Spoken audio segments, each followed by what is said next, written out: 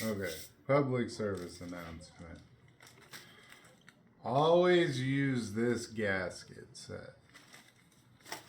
You see this one has this black paper gasket. Once it gets wet with gear oil, it swells up and glues itself to the aluminum. So when you open this case, you gotta spend a lot of time cleaning all that crap off. Super annoying. This one doesn't do that. If it's super old, you can peel it off at an angle like this, and it'll more than likely come all the way up in one whole piece or a couple big chunks. If it's newer, you can still reuse these if you're in a tight spot and you need to get it done now. Use this gasket set, not the black ones. I forgot I need to do a T-case video again. So here's the quick version. I'm not going to show you putting this bearing in because it's already in. There's a snap ring right here. You'll pull that out. Once it's out, you can hit the back side of this bearing with a hammer. Use a ball peen hammer. It fits right in there perfectly. You can just hold it, knock it out. Once it's out, put your new one in the hole, use a punch, drive it down, put your snap ring in, and then I will always advise you to put the seal in at this point. This is an old seal and I don't have any new ones because I wasn't given any. So I'm going to just put it all together without these and they can install them later. Once you have that in, take your front output shaft, put it in the hole. If you're worried about damaging the back of this, you can put a 13mm socket over it. I've never actually damaged one by installing it this way though, so I'm going to do it my way. Just take your hammer, hit the back of it. You notice how I had that higher pitch at the end? It's fully seated in the bearing now. You're good to go. The end is not damaged. I got a smudge of grease on it. So, nice and simple for that guy. I already have my main shaft assembled. So this has 6.5 to 1 gears.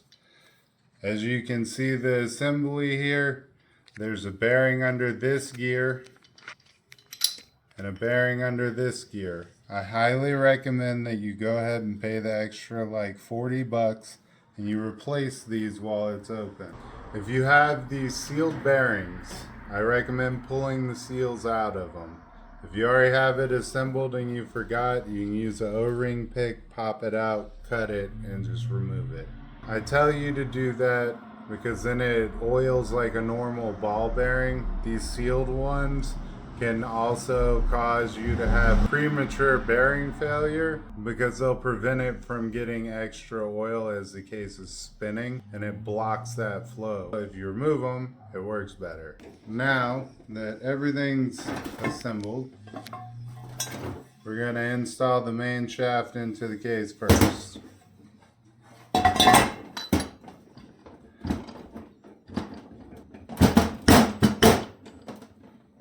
A little bit of pain. Once you get it seated all the way in there, you will take your idler shaft, install it, and turn this little clip where it's pointed a little bit towards this guy. You want it at this kind of angle, and I say that because when you put the other half of the case on, it'll be pretty close to lined up with where it needs to go. Then you can adjust it a little bit, put it together. But this shaft is hard to turn once it's installed and completely assembled. So you don't want to have to go real far. Anyways, that's in. We're going to install our shift fork now on the shift collar. These two guys sit on both sides of the collar. Make sure you have them flat. You're going to turn it to this side of the case. We're going to go ahead and install our thrust washer. Just slides over. This little tang sits in the notch down here, and it'll sit nice and flat. Install your needle bearing, spacer, other needle bearing. Install your idler gear.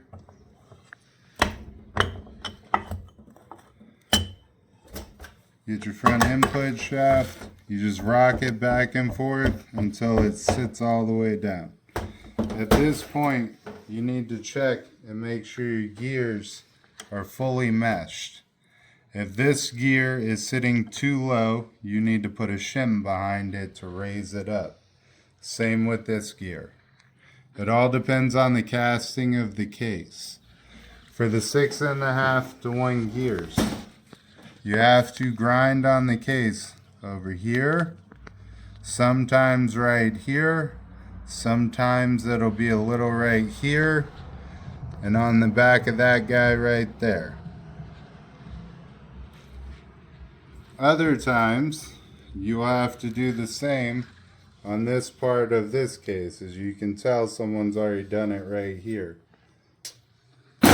Once you're to this point, that means you're ready to start putting the case together. Take your middle half of the case, take your spring, drop it in the hole. Once it's in the hole, cover your finger on this side, drop the detent ball in the back, that way you can get it sitting on the spring right here. Okay, now that that's done, take your 6mm Allen wrench you used to pull this plug right here. Put it in the top where it's sitting on the detent ball. Now you can push that ball down. So what we're going to do is we're going to set it down where we can put some pressure on it. So see, just applying pressure.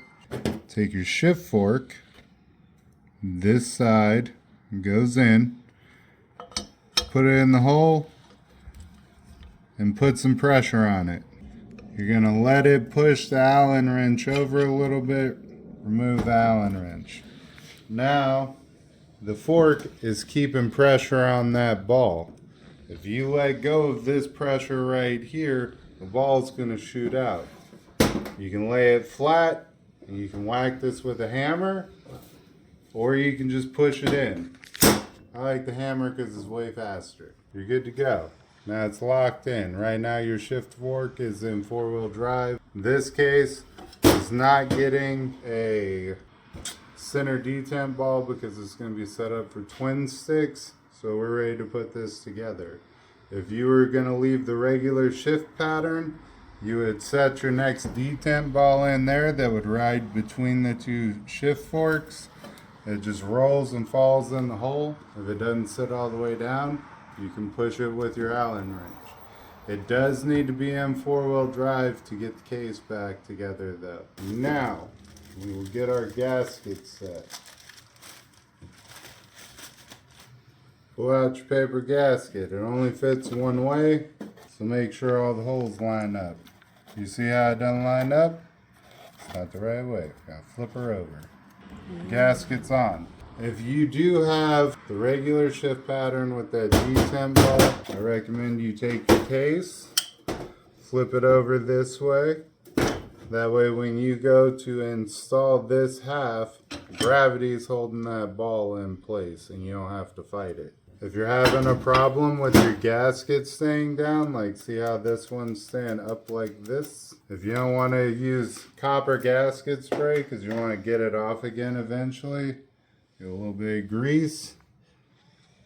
Just put a little dab in between your bolt holes.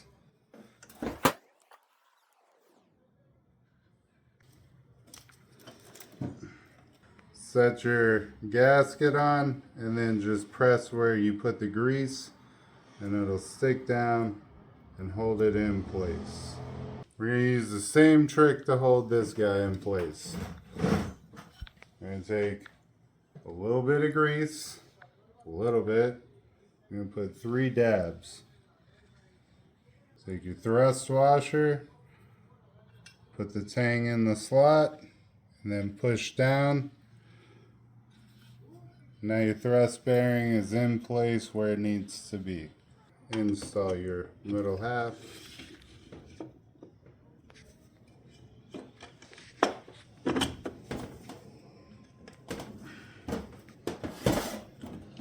Once you get here where you just need to close this clearance, take your hammer and tap around this shaft.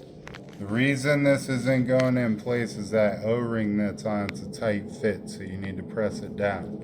I don't know if I have the shift collar for this case. If you're a dumbass like me and you forget to put this in, once you're here, you don't have to separate it fully.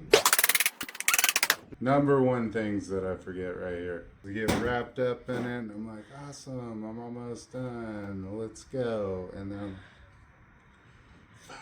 separate the case just a little, about half an inch. Drop your shift collar back in there. Tap down on it again. Make sure you get that lined up. Once it's lined up, seat the case again. And then you're good. Okay. Now that we're to this part, I'm going to show you some important bolts. This bolt, you can see the shoulder on the end here. This bolt, significantly shorter, no shoulder. There are short bolts here, here, and right here. So make sure the short bolt always ends up in that hole. If you end up putting this long bolt in this hole, you're going to break this mount right here. It's going to go through, it's going to bottom out at the base of this right here, and it's going to break this whole corner off, and you're going to be having a real bad day. So make sure you put the short bolt in that hole. There's an alignment dowel here, so I'm going to install this one. I'm going to do this one and this one, since I apparently don't have all the bolts for this. Okay. Since I don't have an original, I'm going to check and see if this guy's going to be long enough. So before I do that, that little slot that I told you to point this way is for this keeper. So you notice how that keeper doesn't want to go under it? Get you a flathead screwdriver, put it in there and just twist, and it should come up a little. Right now it looks like it came out up a lot. With it in this position, it's not quite lined up, so I can't get it in the right spot. So I'm going to take a pair of channel locks, grab it, and turn it till it lines up. It's nice and lined up now. Since I need to measure this thickness, I'm going to hold that in place and tap down on this. That way that sits kind of square.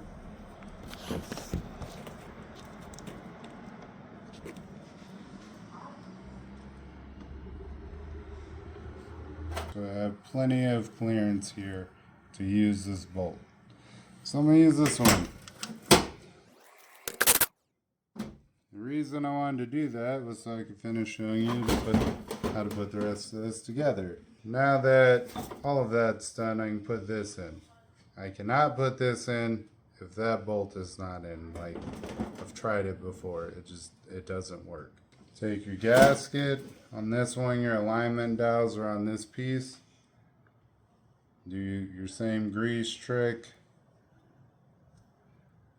You don't want to do too much like that, because more doesn't always hold better.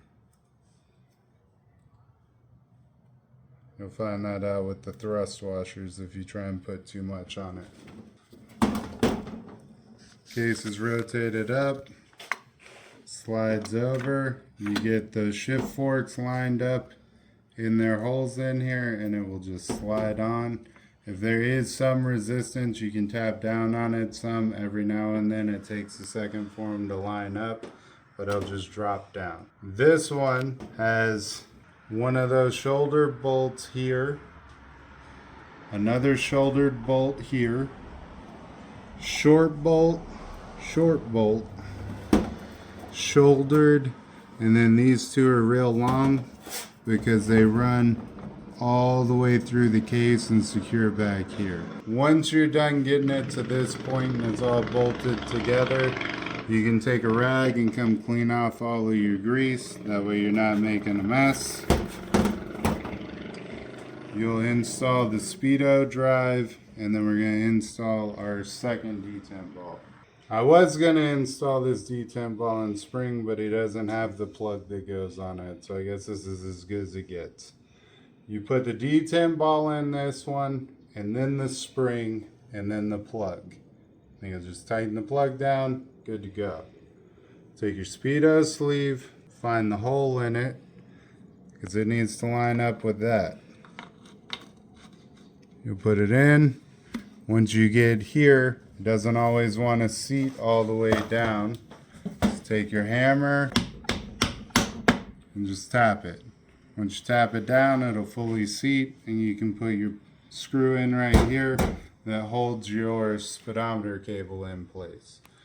When you disassemble this case, put it in 4-wheel drive, remove the detent ball, remove the Speedo sleeve before you do anything else. Always take those out first.